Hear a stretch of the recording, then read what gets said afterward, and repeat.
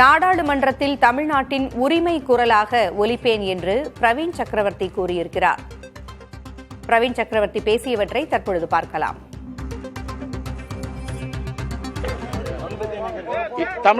தமிழக வெற்றிக் கழகம் காங்கிரஸ் கூட்டணியின் முதல் பிரதிநிதியாக பாராளுமன்றத்தில் எனக்கு வாய்ப்பு கொடுத்ததற்கு மாண்புமிகு முதலமைச்சர் திரு ஜோசப் விஜய் அவர்களும் தமிழக வெற்றிக் கழகத்தின் தலைவர்கள் தொண்டர்களுக்கும் மனமார்ந்த நன்றியை தெரிவித்துக் கொள்கிறோம்.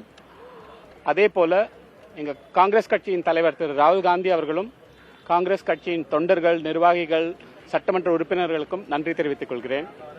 இது ஒரு ரொம்ப முக்கியமான டைம் இப்போ பாராளுமன்றத்தில். ஏன்னா மற்ற மாநிலத்தில் என்ன நடக்குதுன்னு உங்க எல்லாருக்குமே தெரியுது. வங்காளத்தில் என்ன நடக்குது, பஞ்சாப்ல என்ன நடக்குது, ஒவ்வொரு கட்சியும் உடைச்சி எப்படியாவது ஒரு மெஜாரிட்டி எடுத்துட்டு வந்து அந்த ஒரே நாடு ஒரே தேர்தல் மசோதாவும்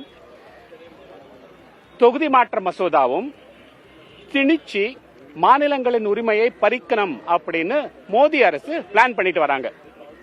அதை நம்ம தீவிரமாக தடுக்கணும் பாராளுமன்றத்தில். அதுக்கு தேவையானது பாராளுமன்றத்தில் ஒரு குரல், துணிச்சலான குரல், புரிதலோட ஒரு குரல் ஓங்க வேண்டும் தமிழ்நாட்டின் சார்பாக. அந்த குரலாக நான் இருப்பேன் என்று நான் வாக்களிக்கிறேன். ரொம்ப தெளிவா இருக்கும். மேகதாது இது நாங்க எதிர்க்கிறோம். தமிழ்நாட்டுக்கு அது தமிழர்களின் உரிமைகளை அது நிச்சயமாக எந்த ஆட்சி இருந்தாலும் கர்நாடகத்தில் நாங்க தமிழக மக்கள் சார்பில் தான் நாங்க நிற்போம். அதுல எந்த கருத்து வேறுபாடும் இல்லை எங்களுக்குள்ள.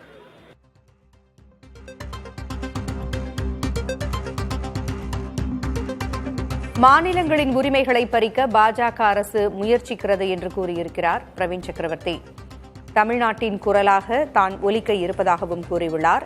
மேகதாது அணைக்கு தமிழ்நாடு காங்கிரஸ் தொடர்ந்து எதிர்ப்பு தெரிவிக்கும் என்றும் அவர் பேசியிருக்கிறார்.